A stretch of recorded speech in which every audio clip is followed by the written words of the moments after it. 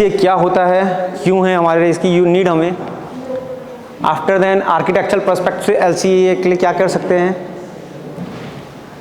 Components and the systems of energy assessments analysis, AI driven method in energy assessment, case studies and the practical examples and challenging opportunities, and last summary. Introduction. जब हम कभी भी कोई काम start करते हैं हमारे पास उसके लिए मटेरियल्स होना चाहिए हमारे पास, या फिर इक्विपमेंट्स होने चाहिए। इक्विपमेंट स्टार्ट करने के बाद हमारे पे सेफ्टी का होता है। तो आप में से सेफ्टीज़ बता सकता है कोई कि क्या क्या सेफ्टीज़ हम यूज़ करते हैं जब कोई कंस्ट्रक्शन वर्क या कोई भी वर्क करते हैं उसमें हमें सेफ्टी की क्या क्या रिक्वायरमेंट होती है। करो कंस्ट्रक्शन हो सर या बाहर कोई भी वर्क करो तो उसके लिए सेफ्टीज़ क्या क्या होती हैं। मतलब हमारा किसी भी बिल्डिंग को डिज़ाइन करते हुए यस सर सुरक्षा के लिए होता है। Yes sir. बेसिकली चाहे वो टूल्स हो, चाहे आपके IS हमारे जो IS कोड्स होते हैं जिनके प्रोविजंस पर हम डिज़ाइन स्पेसिफिकेशन बिल्कुल बिल्कुल काम करते हैं। तो safety is all over thing for us as a engineer. Like आप अभी कोरोना वायरस जब आया था तो उसमें हमने PPE किट सुना होगा, तो इसमें भी वही होता है, personal protective equipments, safety helmet, safety jackets and safety gloves, safety goggles, overall safety is required. Now introduction. Life cycle energy assessment में हमारा जो पावरफुल फ्रेमवर्क है वो बेसिकली हमारे को जो ये असेसमेंट का जो टॉपिक है हमारा, ये टॉपिक हमें बताता है कि कोई भी हमारा स्ट्रक्चर या यूनिट होती है जब वो बनता है तो उसके लिए जो रॉ मटेरियल है हमारी, वो रॉ मटेरियल कहाँ से आ रही है। फॉर एग्जांपल मान लो कोई ब्रिक बन रही है तो भट्टी में पहले उसको गर्म किया जाएगा, उसमें भी एनर्जी और फ्यूल कंजप्शन हो रहा है तो उसको इम्बॉडी उसने कंजर्व कर दिया एनर्जी। उसके बाद हमने उसको प्लांट में लगाया तो उसका ऑपरेशनल एनर्जी, तो इस हम पूरी एनर्जी में हम स्टडी करने वाले हैं जो आज हमारा डिस्कस हो रखा प्रैक्टिकल बेसिस पे कि हमारी जो एनर्जी है हम इसको लाइफ साइकिल की एनर्जी को इसको हम कितने लाइफ टाइम स्पान के लिए हम देख रहे हैं और इसका मेन यूज़ क्यों है कि आजकल हम क्या है कि आप जानते हो पॉपुलेशन के हिसाब से बढ़ रही है तो हमारा एनर्जी कंजप्शन भी बढ़ेगा। अब हम जैसे नए घर बन रहे, लोगों की नई चीज़ आ रही तो रिक्वायरमेंट रॉ मटेरियल की रिक्वायरमेंट ज़्यादा है, पर हमारी अर्थ तो उतनी ही है, वो तो जनरेट नहीं हो सकती, आर्टिफिशियल नहीं आ सकती उसमें, वो तो हमारा नेचुरल जो डेटा है या नेचुरल हमारा जो मटेरियल है वही हमें देगा। तो इसमें हम इसको किस हिसाब से हम इन्हेंस करें, किस हिसाब से हम टेक्नोलॉजी को मॉडिफाइड करें कि हम इसको आगे सस्टेनेबल रहें, जो हमारी आने वाली जो जनरेशन है उनके लिए मटीरियल वहाँ तक रहे कि हम इसको ख़त्म ना कर दें, कंजप्शन ना कर दें। तो इस टॉपिक पे हम चलेंगे LCA। Now architectural perspective in LCA life cycle energy assessment. First है बिल्डिंग ओरिएंटेशन। अब हम जो आर्किटेक्चर के हिसाब से हमारे जो हमने कहा कि हमें बेसिकली इस टॉपिक जो हमारा है आर्किटेक्चर एनालिसिस, उसमें हम कैसे हमारी एनर्जी को कंजर्व कर सकते हैं और कैसे उसको हम रिड्यूस कर सकते हैं एनर्जी को कि फॉर हमारा फ्यूल कंजप्शन कम हो या फिर हमारी प्लांटेशन एनर्जी कम हो। तो फर्स्ट बिल्डिंग ओरिएंटेशन में हमारी जैसे कि जो भी कोई हम डिज़ाइन करते हैं तो हम उसको इस तरीके से ओरिएंटेशन चेंज करें AI के माध्यम से कि हमारा जैसे सोलर एनर्जी आ रही है तो उसमें सोलर एनर्जी में हमारी जो एनर्जी मिलती है सोलर, तो वॉल की जगह हम जो ब्रिक लगाते हैं या टाइल्स लगाते हैं उसमें हम सोलर पैनल लगा दें। सोलर पैनल से क्या होगा, हमारा एनर्जी कंजर्व्ड होगी जिस वजह से हम उसको रीयूज कर सकेंगे।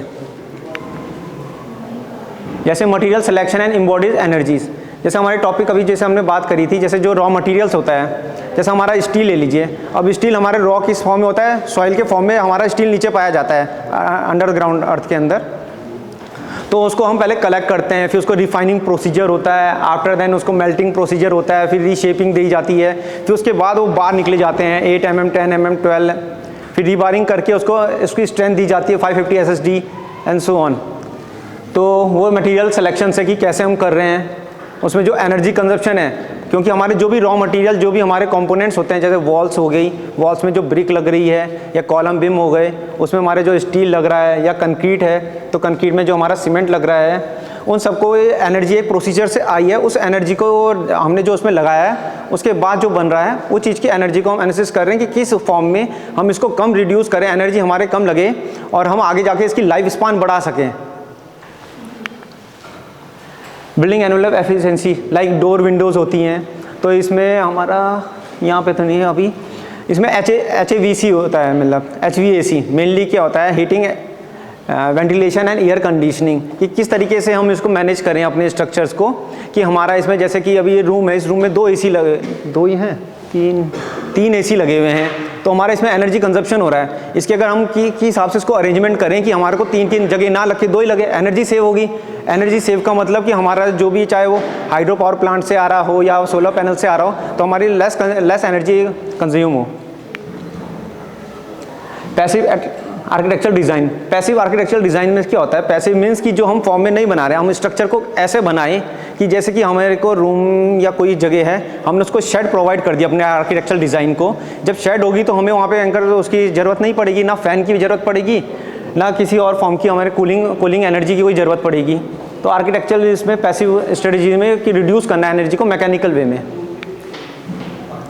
AI इंटीग्रेटेड टूल्स, इसमें AI टूल्स में जो ऑप्टिमाइजिंग बिल्डिंग है, परफॉर्मिंग एनर्जी स्ट्रेटजीज होती हैं कि किस तरीके से हम इसको अलग अलग करेंगे। अब ये जो टॉपिक मैंने बताए, ये टॉपिक अभी हम आगे भी इसमें डिस्कस होगा हमारा। बाकी आप लोगों को किसी को कुछ पूछना हो तो आप बीच में इंटरेक्शन, ओपन इंटरेक्शन रखेंगे कि मैं आपको बोर नहीं करूँगा अपने लेक्चर से, और आप भी लोग इन्वॉल्व रहेंगे तो उसमें थोड़ा आपको भी सही लगेगा। ना components and system energy analysis in LCA। अब जैसे कि आप में से सब घर में तो रहते ही होंगे, तो कोई बिल्डिंग या कोई घर या फिर कोई इंफ्रास्ट्रक्चर, उसमें कौन कौन से कंपोनेंट्स होते हैं? एज ए इंजीनियर मैं तो आंसर दे दूंगा, but beam, slabs, floor, columns, बिल्कुल बहुत सही, डोर, विंडोज, बहुत सही। और इसके अलावा कुछ और भी होता है? फाउंडेशंस, रूफ हो गया, इस ECM में देख सकते हैं जब फैंस हो गए और सीलिंग। नाउ फोकसिंग, इसमें हमारे जो component system energy analysis in LCA है, इसका है कि हमारे को जो मटेरियल हो रही है एम्बॉडीड जो बन रही है, और उसका जो ऑपरेशनल पीरियड है, उसका लाइफ स्पान। फॉर एग्जांपल जैसे हमारा कोई RCC स्ट्रक्चर है, ये डिज़ाइन होता है 50 या 60 साल तक, इसकी एज लिमिट यही है। फिर उसको मेंटेनेंस रिक्वायर्ड होगा। मेंटेनेंस का मीन्स उसमें हमें एनर्जी और देनी पड़ेगी, दोबारा से एनर्जी देने की। आजकल हमारे LGSF स्ट्रक्चर्स होते हैं, LGSF स्ट्रक्चर्स आते हैं, लाइट गॉज स्टील फ्रेमवर्क। आपने, चलो कोई नहीं, आगे पिक्चर्स आएंगी, कुछ साइड पिक्चर्स आएंगी, उसमें आप थोड़ा ईजिली समझ जाएंगे कि मैं क्या कहना चाह रहा हूँ। LGSF होते हैं, PB स्ट्रक्चर्स होते हैं। अब इसकी बिल्डिंग एनवेलप में आ गए, building envelope and components, wall, roof, floor, window, doors. अब इसमें जो हमारी बात हो रही थी कि अभी जैसे कि हमने कोई कंपोनेंट्स होता है, जैसे विंडो हो गया, तो हमारे को जब भी हम कोई अपना रूम बनाते हैं तो हमारे को पासेज होते हैं कि हमारे यहाँ से हवा आएगी तो यहाँ से पास होगा, एग्जॉस्ट और वेंटिलेशन का प्रॉपर दिया जाएगा। जहाँ पे वेंटिलेशन नहीं होती तो फिर AC होती है। जैसे इस रूम को ही देख लें, यहाँ पे वेंटिलेशन का सारी वो है, एग्जॉस्ट का फ़ैन के लिए कहीं है, कहीं पे जैसे एक एग्जॉस्ट फैन होता है कि जो भी आपकी हवाएं आ रही, यहाँ पे हम जो भी है कोल्ड एयर है जो तो नीचे आ गई, ठंडी वाली जो हॉट एयर्स हैं वो बाहर होती है, तो एक एग्जॉस्ट रखा है वो सक करता है और सीधा बाहर भेज देता है। तो ये चीज़ें देखी जाती है कि कैसे यहाँ पे मैनेज है या नहीं है। तो एग्जॉस्ट होता है, तो इसी हिसाब से बिल्डिंग वगैरह, जैसे अगर हम डबल ग्लेज विंडो को अगर हम रख दें तो एनुअल कूलिंग जो हमारी होती है वो 30% रिड्यूस हो जाती है एनर्जी कंजप्शन में। अगर हम प्रॉपर ना दें तो फिर हमारे को इलेक्ट्रिसिटी चालू करनी पड़ेगी, तो उसमें हमारा एनर्जी कंजप्शन होगा ना। स्ट्रक्चरल कंपोनेंट्स में लाइक हमारे RCC फ्रेमवर्क, स्टील फ्रेमवर्क हो गए, रेलवे गर्डर्स, ये हाईवेज, ये सब बनते हैं। तो इसमें हमारा कंजप्शन क्या होता है? स्टील एक ऐसी चीज़ है कि हम इसको रिसाइकिल कर सकते हैं, रीयूज़ में कर सकते हैं। अब मान लीजिए आपने इंफ्रास्ट्रक्चर बना है और इसको कुछ समय बाद डिमोलिश करते हैं, हम तोड़ते हैं, या पुराने घर को तोड़ते हैं, तो कंक्रीट को हमने तोड़ा, उसके बाद वो पूरा ख़त्म हो गया, वो एक मलबे की तरह रहेगा, उसको कोई नहीं खरीदता, या वो भरांत एक्सकेवेशन या फिलिंग में आएगा। पर अगर जो स्टील है, आजकल जो हम PB स्ट्रक्चर करते हैं, प्री इंजीनियरिंग बिल्डिंग्स होती हैं, स्टील स्ट्रक्चर होता है, उसमें हम स्टील को, अगर हम आजकल स्टील्स बन रहे हैं जितने भी, तो स्टील को हम दोबारा रिसाइकिल करके उसको ख़त्म करना, उसके बाद हमारे को वहाँ से हटा के दूसरा बनाना है, तो स्टील दोबारा जाएगा, उसकी 95% एफिशिएंसी रहती है कि वहाँ वापस रिसाइकिल यूज़ में आ जाएगा। तो हम इस हिसाब से हम जो टॉपिक हम डिस्कस कर रहे हैं AI के बेस पे, हम इसमें ये डिस्कस करना चाह रहे हैं कि कौन सी ऐसी चीज़ें हैं जिस पे हम इसको रीयूज़ करके, रिसाइकिल करके हम वापस कर पाएँ, और लाइफ स्पान में इसकी एनर्जी में बहुत ही कम कंजप्शन हो इसका, और इकोनॉमिकल होना चाहिए एज ए इंजीनियर प्रोस्पेक्ट के हिसाब से। मैकेनिकल में भी एयर कंडीशनिंग का ही है, ventilation, electrical consumptions and plumbing में आपका जो ड्रेनेज एंड इलेक्ट्रिसिटी होती है, वो चीज़ों का डिस्कस हो रहा है यहाँ पे। रिन्यूएबल एनर्जी सिस्टम में आप सोलर पैनल्स ले लीजिए, सोलर वाटर हीटर्स ले लीजिए, या शॉर्ट फॉर्म में आप टरबाइंस ले लीजिए, wind turbines. In short scales for renewable energy cycle.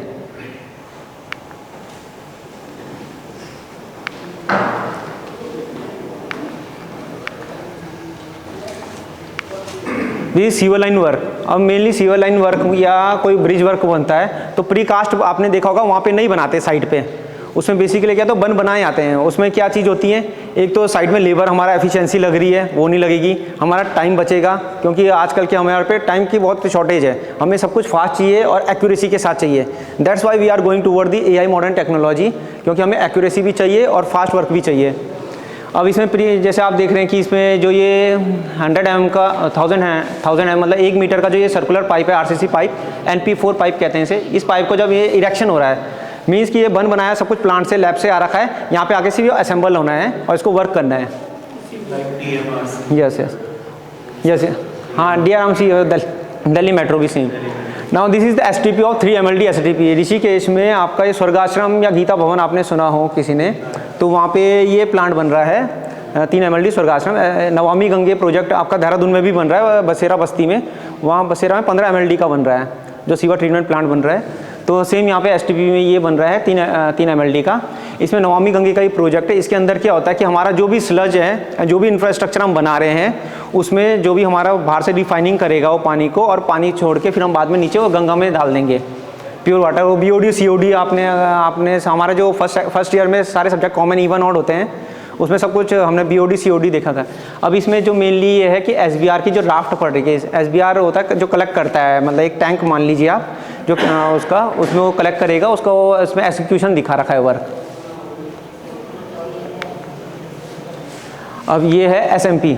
ये भी आपको अगर आप ऋषिकेश से क्रॉस करते हुए जब आपको पहला जो हाईवे पुल पड़ता है नीचे आते हुए ना, तो उसके साइड में आपको ये बिल्डिंग दिखेगी।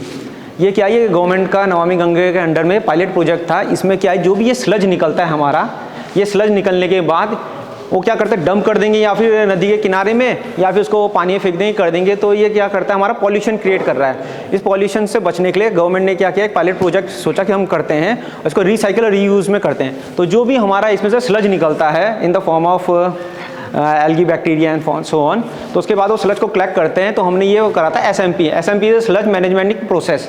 इसमें हम इसके अंदर जाते हैं, इसके अंदर हमने उसको वेट में डालना है, उसमें चेन, उसकी कैरी चेन होती है, वो उसको जाके उसको बर्न करती है इन द टेम्परेचर 800 और 1100 डिग्री सेल्सियस में, उसको पूरा बर्न करेगी। बर्न करने के बाद उसको वो ऐश की फॉर्म में निकालेगी। ऐश में जब जनरेट होकर वो बाहर निकलेगा एंड कूल होगा, तो उसको हम दोबारा यूज़ होकर एज फ्लाई ऐश ब्रिक्स बनती है, फ्लाई ऐश ब्लॉक्स बनते हैं, जो आपने सुना होगा फ्लाई ऐश ब्लॉक और फ्लाई ऐश ब्रिक्स होती हैं, जो कि 1-2 मीटर की हो रही, जो कंजप्शन करने में जो इजी वर्क होता है हमारा। तो इसको ये एज अ पायलट प्रोजेक्ट ये हमारा यूज़ हुआ है। ये रिसेंट फोटो है। Now AI driven methods in energy and assessment.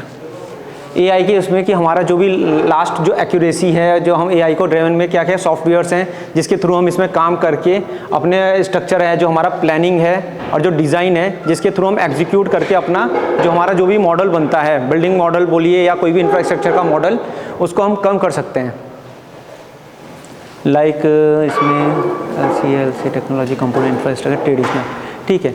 Mainly इसमें वो ये मैनुअल डेटा आप इकट्ठा करेंगे, फिर उसके बाद आप सिस्टम में डालेंगे, प्रोसेसिंग करेंगे। कुछ सॉफ्टवेयर्स होते हैं इसमें, आप समझ जाएंगे, जैसे रैविड सुना हो आपने, स्टैट प्रो सुना हो, ऑटोकैड तो मेनली सभी ने सुना होगा। और कुछ इसके बाद थोड़ा प्लगइन्स होते हैं, कुछ YQ आर्क होता है सॉफ्टवेयर जो आजकल हम यूज़ कर रहे हैं। AI मेथड्स इन LC है। ऑटोमेटेड डेटा जो कलेक्शंस होता है, प्री प्रोसेसिंग होता है, BIM मीन्स होता है बिल्डिंग, हाँ, बिल्डिंग इन्फॉर्म एंड मटेरियल्स। इसमें कि जो भी हमारी बिल्डिंग की इन्फॉर्मेशन है उसकी वो मॉडलिंग करेगा। उसमें जैसे कि आप एक तरीके से समझिए एक सॉफ्टवेयर है जिसमें हमने अपना डेटा डाला, जैसे प्लान सब कुछ डाल दिया हमने, तो उसमें पूरा एनालिसिस करना है कि उसमें क्या स्टील देना है, क्वांटिटी निकाल के देनी है। उसने स्ट्रक्चर बनाया, तो उसके बाद जैसे मान लीजिए आप उसने हाई MNC टाइप का 7-8 फ्लोर्स का बिल्डिंग बनाया, उसमें विंड लोड का इम्पैक्ट पड़ता है कि उसमें कितनी हवा आ रही है, रेसिस्ट करने के लिए बिल्डिंग के जो एज, आपका हैंकी गिर गया शायद, उसका जो एजिस होता है, उसके एजिस होते हैं जो कॉर्नर होते हैं, तो उसमें जो साइड से जो आपका स्कोरिंग टर्म होता है कि आगे से जो हवा होती है उसको काटती है कोने में, तो कभी भी उसको राउंड मतलब सर्कुलर एक तरीके से पॉइंटेड या नोज टाइप का बनाया नहीं जाता, उसको थोड़ा कर्व्ड किया जाता है कि जो हवा जो जाएगी वो क्रॉस करके निकल जाए। वरना कभी कभी आपने बुएंसी फोर्स पढ़ा होगा फिजिक्स में। बुएंसी फोर्स क्या होता है कि वो आपको अपलिफ्ट करके वो ऊपर, वो विंडोज़ को, डोर को वो ऊपर फेंक देगा अगर उसको हम ढंग से शेप में ना दिया जाए आर्किटेक्चर फॉर्म में। सेकंड मशीन लर्निंग, जो अर्लियर जो एक स्पीकर थे हमारे, वो उन्होंने आपको बहुत अच्छे से बताया, उस फील्ड के हैं CS के। तो मशीन लर्निंग में हमारा वो ये ऑपरेशनल एनर्जी होती है, उसके लिए होता है कि HVAC ये जो है heating, ventilation and air conditioning, हमें किस तरीके से अपना एग्जीक्यूट करना है स्ट्रक्चर को कि हमारे एनर्जी कंजप्शन बहुत कम हो। AI material components, durability and replacement frequency, like कि आजकल हमारा जो AI मटेरियल कंजप्शन में क्या होता है कि इसके ब्रिक के जगह, क्ले ब्रिक के जगह हमने फ्लाई ऐश को ले लिया है, कॉलम बीम के जगह हम प्री स्ट्रेस, आजकल स्टील के कॉलम बीम्स आ गए हैं, उनको कर रहे हैं। डिजिटल ट्विंस हमारा एक सॉफ्टवेयर है जिसमें ये एक तरीके से रेप्लिका है कि उसमें सारी बिल्डिंग्स में हमने सेंसर लगाए हैं। जैसे कि आप मान लीजिए आपकी गाड़ी की टंकी है या पेट्रोल पंप की टंकी है, कोई भी है, उसमें मरकरी सेंसर होता है, उसमें आपको पता चल जाता है कि कितना ये इसमें खाली होने वाला है, कितना उसमें भरने वाला है टेम्परेचर। तो वैसे ही बिल्डिंग्स में सेंसर लगे रहते हैं। जो लाइक आपका कोई रिक्टर स्केल्स होता है, अर्थक्वेक जब आता है तो रिक्टर स्केल में उसको नापा जाता है, तो वैसे ही उसमें कि हमारे सेंसर लगे होते हैं बिल्डिंग में कि इसमें कितना मेंटेनेंस मांग रहा है या नहीं मांग रहा है, उसमें देखा जाता है। एक हमारा सॉफ्टवेयर नाम होता है स्काडा सॉफ्टवेयर होता है। स्काडा सॉफ्टवेयर हमारा उसमें होता है, पूरा उसमें सिस्टम फीड किया रहता है, उसमें पूरा उसमें पता चल जाता है कि इसमें क्या चीज़ें आपकी कम हो रही है, क्या चीज़ें ज़्यादा हो रही है, इसमें इसको मेंटेनेंस की ज़रूरत है या नहीं है, और उसका लाइफ टाइम स्पान उसको पूरा एक्सप्लेन किया जाता है। Generative AI for LCA documentations. अब जैसे कि हम क्या करते हैं कि आप में से जैसे जितने भी ये जानते होंगे घर को जैसे बनाते हैं तो उसमें सरिया लगना है। अब कितना सरिया लगेगा, कितना सीमेंट लगेगा, बिल्डिंगें बहुत बनती हैं। अब मैं हर चीज़ को, इंजीनियर्स होते हैं जैसे पहले के फॉर्म में इंजीनियर्स, अगर हम बात करें 1980 से 1990 के, तो उस टाइम के जो इंजीनियर्स होते थे वो बहुत एक्यूरेट होते थे। इतनी फॉर्म में, एक्सप्लोरर फॉर्म में हमारी एजुकेशन उस समय नहीं बनी थी 1980s और 90s के बीच में। फिर उसके बाद वास्ट स्टेज आया, फिर जब 20 से और 2000 और 2010 तक के बीच आया, पॉपुलेशन इंक्रीज़ हुई है, हमारे बीच थोड़ा मॉडर्न इंटरनेट वगैरह आया। फिर उसके बाद हम उस पर जाने, फिर 2010 के बाद 2025 तक अभी हमारे पे AI रिवोल्यूशनरी आ रहा है, जिसमें सब अब उस पर आप डॉक्यूमेंटेशन की उसमें नहीं चाहिए, आप सीधा उसमें टाइप करेंगे AI में, चाहे ChatGPT ले लीजिए, एक्वा ले लीजिए, उन सब के जो हमारे सॉफ्टवेयर हैं उसके हिसाब से आप निकाल सकते हैं। तो AI जनरेटिव BOQ में क्या करता है कि इसमें हमारे को सिंपल हमने अपना डेटा डालना है, उसमें हमारे को पूरा क्वांटिटी निकाल देगा। आपकी स्टील क्वांटिटी इतनी लगेगी, सीमेंट क्वांटिटी इतनी लगेगी, एंड फर्दर आपका जो प्रोसीजर है इतना है, और इसका मेंटेनेंस आपको इतने टाइम तक का मेंटेनेंस देना है।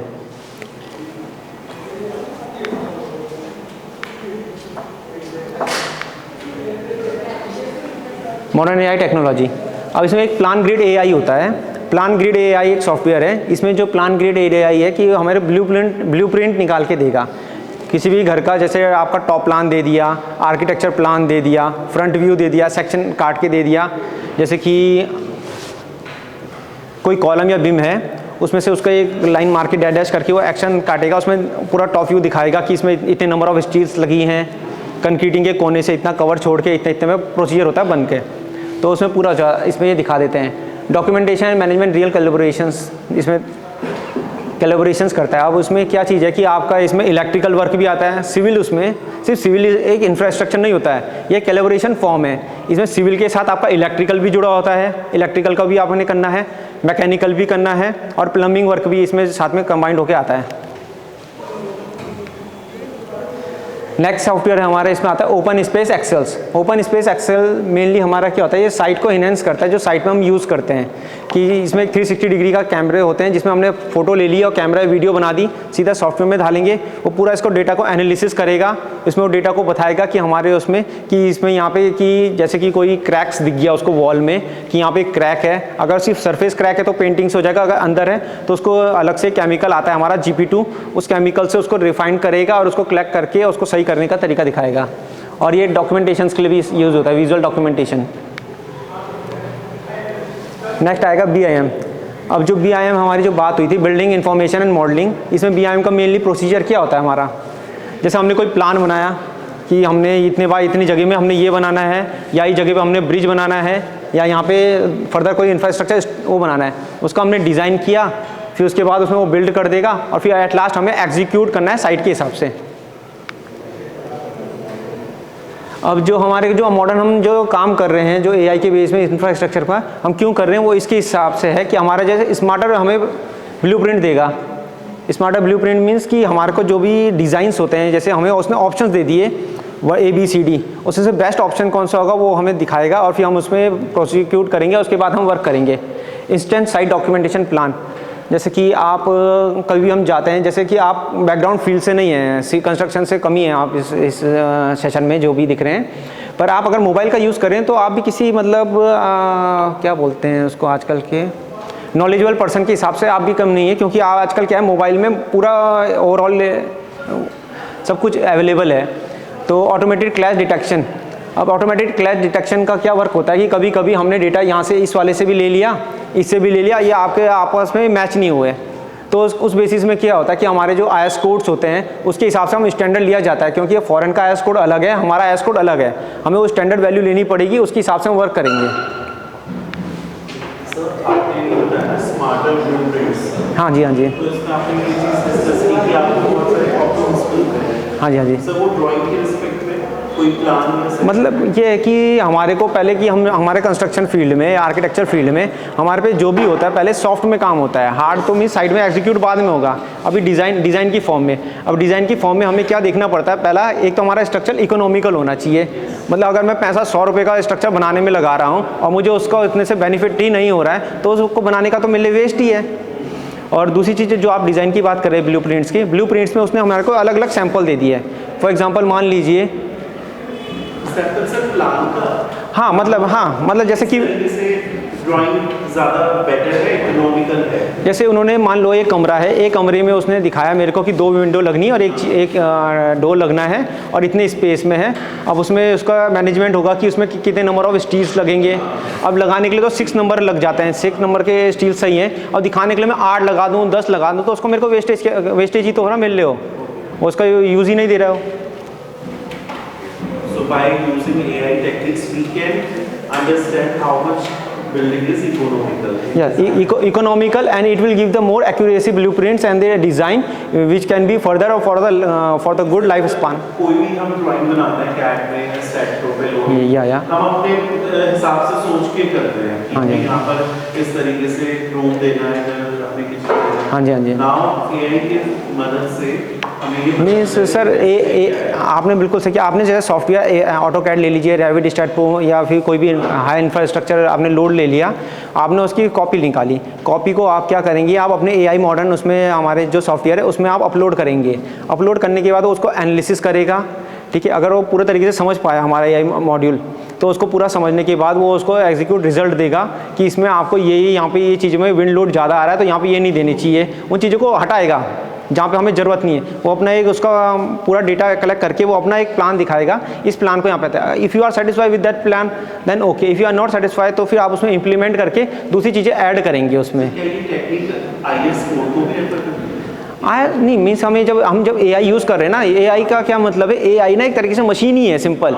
उसको जो डेटा हम फीड करवाएंगे, हम उसको इंस्ट्रक्ट या उसको गाइड करेंगे अकॉर्डिंग टू इंडियन स्टैंडर्ड। वो फॉरेन की स्टैंडर्ड भी उठा के सकता है, हमें उसको इंस्ट्रक्ट करना पड़ेगा कि आपको इस अकॉर्डिंग करना है। चैलेंजिंग एंड अपॉर्चुनिटीज़, मेनली अब जो चैलेंजिंग होती है, अभी जो हमारी डिस्कशन चल रहा था सर, वैसे आपका गुड नेम सर आपका good name sir Mohit ji. जैसे हमारा जो डिस्कशन चल रहा था अभी, तो इसमें जैसे हमारे जो चैलेंजेस हैं, लैक ऑफ एक्यूरेट डेटा। अब जैसे AI को हम दे रहे हैं, जैसे कि आप मेरे को मान लीजिए कोई भी फर्दर पर्सन है, अब उस पर खुद इंफॉर्मेशन नहीं है, उस पर आपने गैजेट दे दिया, टूल दे दिया, सॉफ्टवेयर दे दिया, और उस पर जब खुद ही इतना डेटा नहीं है, वो उसको आगे देगा तो आगे क्या ही एग्जीक्यूट करेगा। तो हम पे लैक ऑफ एक्यूरेट डेटा है। कॉम्प्लेक्स कैलकुलेशन एंड मॉडलिंग होती है। आपको अभी मेरे बोलने से अच्छा लग रहा होगा कि हाँ यार ये सरिया निकालना है, ये है, पर इसकी भी बहुत डीप कैलकुलेशन होती है, कॉम्प्लेक्स स्ट्रक्चर हो जाते हैं। जब स्ट्रक्चर बड़ा इंफ्रास्ट्रक्चर होता है तो उसमें कैलकुलेशन बहुत चलती है। एक का निकालेंगे, आपने एक का निकाल दिया, तब तक दूसरा वहाँ से आ गया कि ये दूसरा प्रोजेक्ट भी है, इस वाले प्रोजेक्ट को भी तुम ही देखो। तो इसमें बहुत कॉम्प्लेक्सिटी बढ़ती है, तो उसको ईजी करने के फॉर्म में जो चैलेंजेस है इसलिए यूज़ हो रहा है। Limit awareness and construction industries होती है, लिमिटेड अवेयरनेस है, जैसे आजकल बस AI आ गया, AI है रेवोल्यूशनरी है, ये कर देगा, और उसमें क्या क्या चीज़ें उसको डीपली समझना पड़ेगा। Even sir, we don't have such information as we are getting from you. कि AI कितना हेल्पफुल है कंस्ट्रक्शन इंडस्ट्री में सब, हाँ जी, तो कोई चीज़ ये difficulty in future energy uses हो गई एंड इनसफिशिएंट स्किल प्रोफेशनल, मतलब इसके लिए अभी अब प्रोफेशनल्स नहीं आए हैं in the form of as a construction infrastructure के रिगार्डिंग में। बाकी और अलग फील्ड में उनके अलग टॉपिक्स हैं, उनके लिए फेवरेबल होगा। कंस्ट्रक्शंस में अभी इसको आना बाकी है अभी आर्किटेक्चरल फॉर्म में। अब अपॉर्चुनिटी जो इसके लिए आ रही है आजकल आप देख रहे होंगे गवर्नमेंट की ग्रीन बिल्डिंग्स पॉलिसीज़ आ रही हैं, या मेनली सस्टेनेबिलिटी के लिए ही हो रहा है। अब जैसे हमारी जो जनरेशन, हम तो अपना कर लेंगे गुजारा जैसे भी करके हम निपट गए, आने वाली जो जनरेशन है हमने उसके लिए भी छोड़ना है, सस्टेनेबल रखना है उसके लिए एनर्जी, वो चीज़ के लिए यूज़ हो रहा है mainly. Advance low energy material हमें मेनली फॉर्म में बनाना है कि एनर्जी हमारी कम कंजप्शन हो, renewable energy, reduce life cycle cost, circular economy and better decision making in decision stage. अब क्या है कि इसमें जो हमारे लिए जो अपॉर्चुनिटी है कि डिसीजन मेकिंग की, जैसे कि आप पे 4 ऑप्शन दिए, फॉर एग्जांपल मान लीजिए मैंने आपको कोई भी 4 घर दिखाए या फिर आपको 4 कॉलेजेस दिखाए, फॉर मान लीजिए आपका तुलास, ग्राफिक और BA फिट वाला और कोई डॉल्फिन मान लीजिए, उनको 4 दिखाए। अब मैं बोलूँगा आपको यहाँ से कोर्स करना है, तो आप भी थोड़ा स्ट्रगल हो जाएंगे, और मैं कहूँगा फ्री ऑफ कॉस्ट है, आपको कोई पैसा भी नहीं देना, फ्री में करना है, 4 में से कोई से भी कॉलेज में कर लीजिए। आप लग जाएंगे अपना डेटा कलेक्ट करने में कौन सा फिट है, कौन सा सही है, फिर एक बार लास्ट में निष्कर्ष में आएंगे आप कि यार ये मेरे लिए ये एडवांटेजेबल है ये चीज़ें। तो वही चीज़ें इसमें कि बेटर डिसीजन मेकिंग के लिए क्या है कि आपको पहले प्लेटफॉर्म सही पकड़ना पड़ेगा कि कौन से प्लेटफॉर्म से आप वर्क कर रहे हैं, तब आपको एक्यूरेसी मिलेगी। Next side hindrances. अब क्या है कि हमारी ना सारी चीज़ें में बात हो रही कि हम ऐसा हमने प्लान कर दिया, ऐसा डिज़ाइन कर दिया, अब नेचर को किसका पता है, नेचर को किसी का नहीं पता, नेचर कब क्या कर ले, और या फिर साइड कंडीशंस, हमें कहाँ पे साइड कंडीशंस क्या मिल रही है उसका भी हमें कंफर्म नहीं है। अब ये मेरी कुछ साइट्स हैं, मैं उनका शेयर कर रहा हूँ। हमारा इंडिया चाइना का बॉर्डर है 2 जगह में, एक तो जो हमारा जोशीमठ है आपका चमोली साइड जोशीमठ, एक उस तरफ है, एक उत्तर काशी की साइड है। हमारा तो उत्तर काशी में आपने नेरोंग वैली या हर्सिल सुना हो, उसके आगे जाते हैं तो एक PDA साइट पड़ती है, बॉर्डर एरिया है आर्मी का। PDA साइड में हमारा कंस्ट्रक्शन हो रहा था, वो भी सब अंडरग्राउंड बिल्डिंग बनानी थी आर्मी की। अब हमने एक्सकेवेशन कर दिया, एक्सकेवेशन के बाद पानी निकल गया वाटर लेवल ऐसा, आप वो ऊपर वाली फ़ोटो में देखे होंगे। अब मेरे को इसमें अब कॉलम डालना है या फुटिंग डालनी है, आपने बुनियाद के लिए देखा होगा, इतना तो सबको पता है, यही कॉलम खड़े करना। अब ये पानी आ गया तो अब कैसे करेंगे, और ये पानी ऐसे नहीं, हमने डी वाटरिंग भी कर दिया, मोटर लगाया, पानी को बाहर करा, फिर वो पानी ऊपर होते जा रहा है, और डी वाटरिंग से भी कुछ नहीं हो रहा है।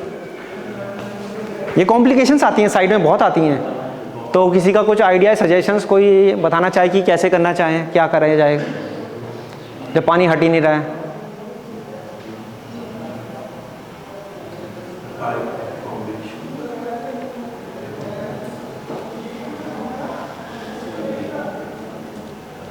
दो तीन चीज़ें होती है, जैसे मेरे को शायद कुछ आया, कोई पाइल फाउंडेशन बोल रहा है कोई, शायद एक पाइल हाँ जी पाइल फाउंडेशन है, पर इसमें पाइल फाउंडेशन क्या है कि अब हमारा प्रोजेक्ट ही लिमिटेड है कॉलम के लिए। पाइल फाउंडेशन हमारा कमर्शियल प्रोजेक्ट के लिए होता है, जैसे फ्लाईओवर ब्रिजेस आपने देखे होंगे, वो पाइल फाउंडेशन के लिए होता है। इसमें एक कॉफर डैम होता है, कॉफर डैम का मतलब होता है टेम्परेरी डैम स्ट्रक्चर होता है, यस, है ना, जो वाटर को डाइवर्ट कॉफर डैम की तरह इसको डाइवर्ट करते हैं। इसको रिटेन करना पड़ता है कि पानी इधर ना आए, पूरा एक वॉल बना के इसको डाइवर्ट कराए। फिर उसके बाद इसमें आपका लो हीट सीमेंट होता है जो जल्दी से सेट होता है पानी में भी आके। जब आपने फ्लोटिंग ब्रिज देखे होंगे, उसमें भी कॉलम पड़ते हैं, उसमें लो हीट सीमेंट होते हैं, वो सीधा आप डालोगे सीधा उसको सेट हो जाएगा, निकल जाएगा। जिप्सम होता है हमारा, जिप्सम को उसकी क्वांटिटी ज़्यादा रहती है जो सेट करने में उसका फाइनल इनिशियल सेटिंग टाइम रखता है। अगला हिंड्रेंस हमारा ये आ जाता है कि कभी कभी हमने स्ट्रक्चर बनाए और स्लाइड हो गया पहाड़, और हमारा जो वॉल थी स्ट्रक्चर की वो सीधा कोलैप्स हो गई और हमारी वॉल गई। तो इसके लिए भी हम जैसे रिटेनिंग वॉल, ब्रेस्ट वॉल या RM वॉल, डबल रेशनरी वॉल, ये दी जाती है। अभी आप लोगों ने किस्सा सुना होगा धराली वाला जो आई थी, तो हमारी जो आर्मी की नोड बिल्डिंग थी वो यहाँ पे थी, जो कोलैप्स हो चुकी है, पूरी दह चुकी है, जो आपने देखी होगी। और बाय लक यहाँ पे भी एक तीसरा फ्लोर था, उससे 2 दिन पहले ही मैं निकला हूँ वहाँ से, वरना मैं यहाँ पे भी मैं भी नहीं होता। तो यहाँ पे जो कोलैप्स आया वो एक सडनली इम्पैक्ट आ गया था, जिस चक्कर से आर्मी के हमारे करीबन 11-12 आर्मी पर्सन थे वो एक्सपायर हो गए हैं। फिर इंफ्रास्ट्रक्चर को फिर दोबारा जब मड हटाया था उसके बाद उसको वर्किंग करनी पड़े हम। So before this hazardous condition, I was there before 2 weeks in Dharali and Arjun. या That's great. मतलब बहुत ज़्यादा मतलब देख कर वो लगा था कि क्या हुआ है। हाँ जी, हाँ जी। फिर तो आप मौत को टक करके वापस आए हैं, एक डायलॉग होता था। देखा था बहुत। हाँ जी, हाँ जी।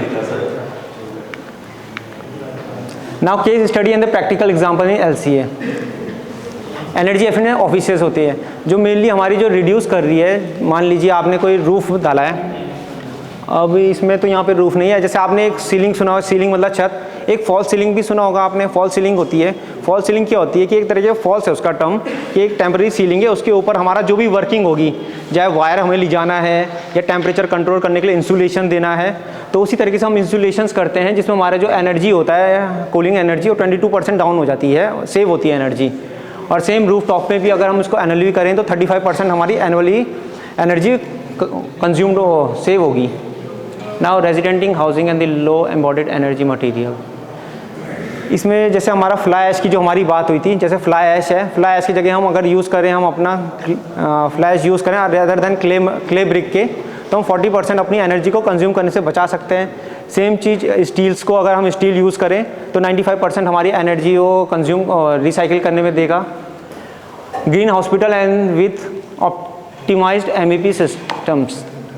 MEP होता है मैकेनिकल, इलेक्ट्रिक एंड प्लम्बिंग। आजकल हमारे जितने भी स्ट्रक्चर बन रहे हो MEP स्ट्रक्चर पे ही हम वर्क कर रहे हैं। क्यों? इसमें क्योंकि HVAC होता है मेनली। क्या इसमें हमारा heating, air conditioning and ventilation procedure को सही रख रहे हैं। इसमें मेनली हमारे LC में क्या है, ऑपरेशनल जो एनर्जी लगती है वो ऑपरेशनल एनर्जी में वो 30% उसको डाउन कर देता है, मतलब सेव करता है। किस फॉर्म में? हमारा उसमें ब्रिक वर्क नहीं होगा, हमारा कॉलम नहीं होगा। जब कंज्यूम्ड ही नहीं हो रहा हमारा स्टील तो हमारी एनर्जी सेव हो रही है और ये हमारी लाइफ टाइम स्पान को बढ़ा रहा है। मान लीजिए आपका जो RCC स्ट्रक्चर है वो 50-60 ईयर्स तक होता है, और आप जब स्टील स्ट्रक्चर की बात करते हैं तो स्टील स्ट्रक्चर हमारा 90 या 100 ईयर्स तक चले जाता है, जो उसको लाइफ ऑफ स्पान इसका बढ़ा देता है और इसमें मेंटेनेंस भी बहुत कम लगता है। ब्रिज कंस्ट्रक्शन में आपने देखा होगा जो साइड में जो गडर्स होते हैं, फ्लाईओवर या कुछ, वो गडर्स सीधा बन के आते हैं और सीधा हाइट से वो साइड पे नहीं बनते हैं, क्योंकि वो एनर्जी को हम बचाना चाह रहे हैं। एनर्जी, क्योंकि एनर्जी मीन्स मोर मनी और एनर्जी को सेव नहीं करेंगे तो it will take more consume time and reduce the procedure of working in slow. And last में net zero building using the AI based control, optimise operational energy. Operational energy आप समझ रहे हैं operational energy क्या होती है? जैसे मान लो मैंने ये घर बनाया, घर बनाते हुए मैंने ब्रिक वर्क करा, या फिर मैंने कोई फ्लाईओवर बनाया, फ्लाईओवर बनाते हुए मैंने रैंप बनाया, फिर मैंने स्पान बनाया, फिर उसके बाद उसके बीच में एक्सपेंशन जॉइंट दिया जाता है।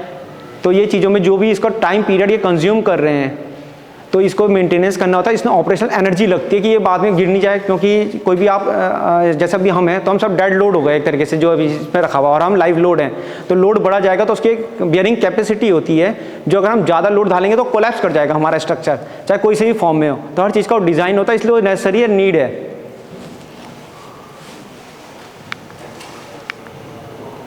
अब साइट वर्क, ये हमारा है बद्रीनाथ से पहले पड़ता है एक जगह रत्ताकोना टू जगरांव, आर्मी पोर्शन है, वहाँ OFC वर्क हो रहा है आर्मी का। उसमें ब्लोइंग होती है, जो येलो वायर जा रही है ना आपकी, ये येलो फाइबर जा रहा है, ये येलो फाइबर के अंदर हमारा OFC जाता है, जिसमें से जो हमारे सैनिक होते हैं वो बॉर्डर एरिया में देखते हैं कि जो भी मतलब नेट चला रहे हैं या कुछ भी फॉर्म में उनको मिल जाए डेटा। तो ये वाला वर्क है कि इसको देखने के लिए कि इनको जल्द मिल जाएगा। अगर ये नहीं होती, मतलब ये नहीं बनाया जाएगा तो फिर हमारे दूसरे देश से कौन क्या मतलब क्या कर रहा है हमारे का, तो ये थोड़ा नेशनल सिक्योरिटी इश्यूज़ हो जाते हैं। तो इन चीज़ों के लिए तो ज़्यादा डीप अंदर की फ़ोटोज़ नहीं दिखा सकते, इसलिए यहीं की दिखाएँ OFC। इसको कहते हैं LGSF। ये आपने स्ट्रक्चर देखा हो, ये आजकल न्यू टेक्नोलॉजी में जो हमारी PEB स्ट्रक्चर्स, HVAC की हमारी जो भी HVAC की बात हो रही है, ये हमारा LGSF है, light gauge steel framework. Brick के जगह आजकल हम इसको यूज़ कर रहे हैं, ये बहुत ही लाइट होता है, पार्टीशन दे देता है हमको और आउटर साइड भी दे देता है, लाइट गॉज स्टील फ्रेमवर्क। ये फ़ोटो हिमाचल की है, कांगड़ा डिस्ट्रिक्ट में। और इसमें क्या है कि जिप्सम बोर्ड भी होते हैं। जिप्सम बोर्ड क्या होता है, आजकल प्लास्टर हम यूज़ नहीं करते, सीधा जिप्सम बोर्ड लेंगे, जिप्सम बोर्ड को लगाएंगे, एक्सटीरियर वॉल के लिए डबल लेयर, अंदर वॉल के लिए सिंगल लेयर, इन चीज़ों का हम यूज़ कर रहे हैं। ये हमारा FCH नोड है। FCH नोड ये हमारा उत्तरकाशी में ही बन रहा है। तो उसमें यह हमारा जो स्ट्रक्चर FCH नोड में जो हमारे अंडरग्राउंड स्ट्रक्चर होता है, जिसमें हमको मशीनरी के थ्रू इसको टनलिंग करना पड़ेगा, एक्सकेवेशन, और फिर अंदर वेंटिलेशन प्रॉपर देना है, एग्जॉस्ट कि नीचे जब सब अंडरग्राउंड हम कोई स्ट्रक्चर बनाते हैं अंडरग्राउंड, जैसे आपका भी अगर ये बेसमेंट है या कुछ चीज़ में बेसमेंट बनता है तो अगर विंडो नहीं देते हैं, ठीक है। और ये हमारा कौन सा फ्लोर होगा जिस पर भी हमें 4th फ्लोर है। एक रीज़न ये भी हो सकता है इसमें एग्जॉस्ट ना देने का कि जो हवा होती है वो एकदम से एंटर करेगी, वो पास नहीं कर सकती है, कुछ इश्यूज़। तो ये सारी चीज़ें देखी जाती है कि क्यों नहीं बनाया, क्या है ये रीज़न्स है, ये उस पर भी डिपेंड करता है। ये अंडरग्राउंड स्ट्रक्चर होता है, अंडरग्राउंड स्ट्रक्चर में भी नहीं होता, फॉल सीलिंग होती है, फॉल सीलिंग से एग्जॉस्ट सक करता है और सीधा बाहर देता है। तो ये चीज़ें देखी जाती है कि किन चीज़ों में ये हो रहा है, किन चीज़ों में नहीं हो रहा है। अब ये ऋषिकेश की तरफ हमारा नीलकंठ आपने सुना हो, एक प्रोजेक्ट हमारा वहाँ पे था। अब जो ये मार्क पोर्शन है इसमें हमारा एक STP बनना है, सीवरेज ट्रीटमेंट प्लांट, ठीक है। इस प्लांट में हमने यहाँ पे बनाना है पूरा हिली टेरेन, मीन्स 17-18 मीटर का डिफरेंस है, एकदम आप खड़े नीचे उतरना भी थोड़ा मुश्किल होता है। तो उस टाइम पे हमने इसको बनाने का था, तो उसमें जो वर्किंग चली, ये वीडियो को प्ले करना है यार। नहीं है अभी है, मैं बताता हूँ इसका।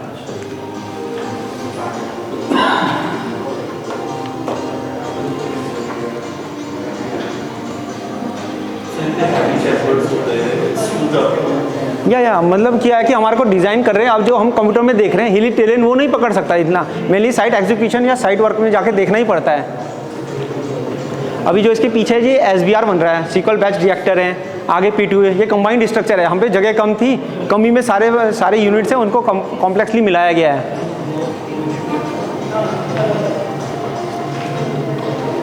अब मेनली क्या होता है इसमें कि आप मटेरियल कहाँ से लाएंगे, जगह होना चाहिए। अब बेसिकली आप देखेंगे इसको पहले स्ट्रक्चर को रिटेन करने के लिए रिटेनिंग वॉल बनाई गई बीच में कि ऊपर से स्लाइड ना हो जाए, जो कोलैप्स हमारी बात हो रही थी। और जो मेनली रोड है वो ये रोड है जो कार दिख रही है। अब यहाँ से नीचे लाना, कास्टिंग करना, ये इश्यूज़ पड़ जाते हैं, कैसे हो रहे हैं। और जस्ट इसके जस्ट सामने पे ही नीलकंठ मंदिर है जो मेनली आगे है। और यहाँ से मेन पूरा टाउन है आपका ये, तो पूरे टाउन का जो सीवरेज है उसको पूरे इंटरकनेक्शन करना है, नेटवर्क को करके आगे चलना है। जो ये है ये 18 तारीख परसों की फ़ोटो है, ये परसों की फ़ोटो है जिसमें अभी एग्जीक्यूशन वर्क हमारा करंटली इस स्टेज पे है जो चल रहा है। बीज जी ये करंट फ़ोटो जो साइट आप पूछ रहे थे ना, ये करंट फ़ोटो है। हाँ जी हाँ जी, ये करंट फ़ोटो है जो अभी मतलब 18 तारीख की परसों की है, जो अभी एग्जीक्यूशन करंटली वर्क चल रहा है। तो रिसेंटली हमने विजिट किया था यहाँ पे। हाँ जी हाँ जी, ये आपका यूनिवर्सिटी के पास। अच्छा ये सवेरा बस्ती। हाँ जी हाँ जी हाँ जी हाँ जी हाँ जी हमने मतलब देखा है। हाँ जी हाँ जी सीरीज करके। या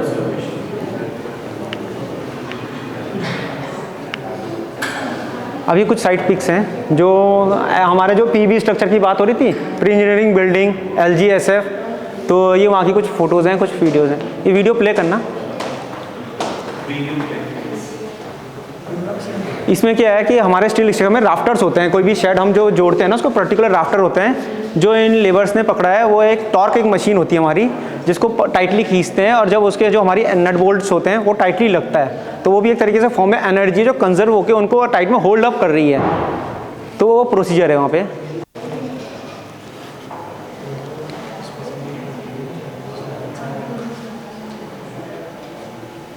बेसिकली हिमाचल में मैं कंस्ट्रक्टली तीन स्टेडियम बना के आया हूँ ऐसी सेम LGSF और PB स्ट्रक्चर के रिगार्डिंग। ये चेकिंग वर्क हो रहा है, वीडियो प्ले करना।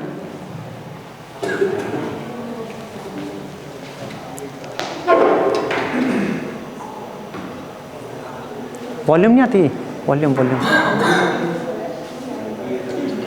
है।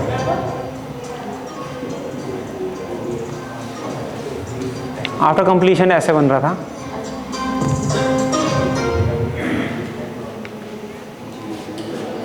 जो ये हमारा प्लान था बेसिकली, मैं थोड़ा शेयर कर रहा हूँ। इसमें हमारा एक फुटबॉल ग्राउंड था पूरा बाहर, अंदर swimming pool, infrastructure, multiple indoor stadiums and अलग से बास्केटबॉल का एक था। ये इनॉग्रेशन का है जब वहाँ CM आए थे उस दिन का वीडियो। तो इसमें जो हमारी बात हो रही थी अभी तक जितना भी हमने किया, इसमें आपको लाइव दिखेगा डेमो की क्या क्या है चीज़ें। आप ऊपर देख रहे होंगे अभी नीचे कैनेडियन मैपल है, ऊपर जो है ये हमारी थर्मल एक्सपेंशन का फॉर्म है, जो इंसुलेशन प्रोसीजर होता है। जो भी हमारे ऊपर ना वर्टिकल क्लैडिंग होती है, टिन की चादर है, वो गर्मी बहुत फेंकती है, जब आएगी तो नीचे वो भाप फेंकेगी, उसको रोकने के लिए फॉल सीलिंग होती है हमारे ऊपर।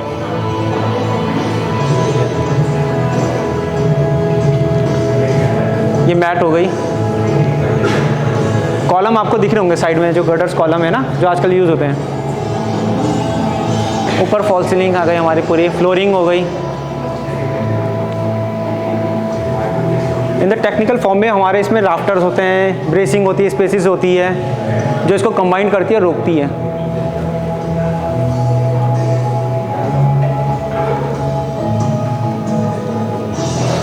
जैसे आप देख सकते हैं इसमें विंडो का कि हमेशा विंडो जब दी जाती है तो एक तरफ से आपकी विंडो आ रही है, मतलब एयर आपके अंदर आ रही है, ब्लोइंग आ रही है, दूसरी तरफ से आपको एक दूसरी विंडो दी जाती है जो उसको हॉट हीट को पास कर दे। वरना आपको अगर ऐसा नहीं बनाएंगे, डिज़ाइन नहीं करते हैं, तो आपका हीट अप रहेगा रूम।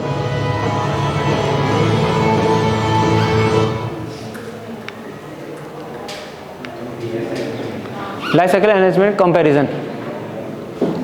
अब जो सीरीज़ 1 है हमारी ओल्ड मेथड है जो हम कंस्ट्रक्शन के यूज़ करते हैं, और सीरीज़ 2 है जो हमारी AI मॉडर्न टेक्नोलॉजी के बेस पे हम कर रहे हैं, और इसकी यूनिट होगी मेगा जूल इन फंक्शनल यूनिट। अब जो फर्स्ट है हमारी जो बिल्डिंग 1 दिखाती है, जो हमारी 4.3 आई है, 44% है। इसमें जो हम ओल्ड टेक्निक से हम यूज़ कर रहे हैं, तो हमारे इस हिसाब से हमारा ग्राफ चल रहा है। पर जो हम AI मॉडलिंग के हिसाब से करते हैं तो उसकी जो हमारी एफिशिएंसी है 2.4 ही निकल रही है, वो कम है हमारी, क्योंकि हम मॉडर्न टेक्नोलॉजी को इतना भी इस्तेमाल नहीं कर रहे हैं। अब रही बात जाता है दूसरी, हम सॉफ्ट इंफ्रास्ट्रक्चर। सॉफ्ट इंफ्रास्ट्रक्चर हमारे कौन से होते हैं, जो हम मैनुअली बात कर रहे हैं कि किस बेसिस पे। सॉफ्ट इंफ्रास्ट्रक्चर हमारा मेनली हो गया कि जैसे हम रेविट, स्टैट प्रो या एनसिस या वर्कशॉप, इन सब चीज़ों में हम जो वर्क करते हैं उस चीज़ पे है, तो उस पर हमारा जो ये कलर का जो आ रहा है, तो हमने उस डेटा पे, सॉफ्टवेयर डेटा पे हमारे एफिशिएंसी सही हम रिड्यूस कर रहे हैं, पर उस फॉर्म में, हार्ड फॉर्म में हम कर नहीं पा रहे हैं। थर्ड हमारा सेम ब्रिज और सुपर स्ट्रक्चर प्लांट हो गया, STP, WTP ट्रीटमेंट प्लांट्स हो गए, या कोई भी अदर फर्दर प्लांट्स हो गए, उस फॉर्म में हमारे जो स्ट्रक्चर्स हैं वो हमारे को एनर्जी हमारी जो कंज्यूम्ड है वो ज़्यादा हो रही है, और हमारे AI में कम हो रही है, क्योंकि अभी हम उसको इम्प्लीमेंट नहीं कर रहे हैं। और फर्दर अभी हमारे जो रेवोल्यूशनरी आ रहा है AI के उसमें, तो इसके बाद हम स्किल्ड लेबर रखेंगे, स्किल मैनेजमेंट, प्रोफेशनल इंजीनियर्स, उसके बेसिस पे हमारे को आगे जाके हम जो करेंगे, तब जाके हम एफिशिएंसी कंट्रोल करेंगे, only for the sustainability of the resources. Now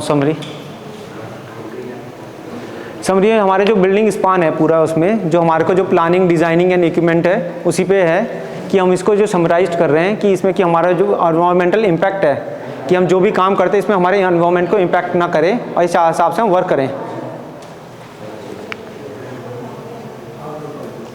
और इन द फॉर्म ऑफ AI, हम AI को यूज़ इस चीज़ के लिए इसलिए कर रहे हैं कि हमें फास्टर मिले चीज़ें, स्मार्टर मिले चीज़ें, और उसके बाद एक्यूरेट देके हमारे को जो डिसीजन अक्रॉसिंग ऑल ओवर है सस्टेनेबल रहे।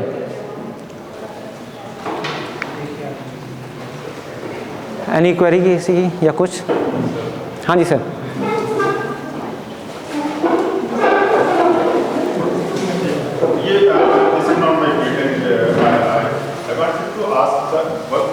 Yes, sir. This rainy season, we saw a lot of cloud bursts. And in 2013, we saw the disaster in the Kerala. Of course, sir. After making the Terry dam, these disasters or cloud bursts increases exponentially. Do you think any relation between them? This development, and especially I'm talking about Terry dam and so many hydropower projects are in the Uttarakhand, more than 500 projects. Sir, and they are generating the electricity. Yes, sir. Yes, sir. Any relation between these cloud bursts and disasters with these development? Sir, you have raised a question. That question is very appreciated. And sir, I have also doubts 1, 2, 3 about. You belong to the civil branch. Yeah. And maybe possible you don't know. नहीं sir, आपका जो sir question है वो mainly क्या है कि हमारा जो भी ये चीज़ें हो रही है पॉल्यूशन की उससे हो रही है।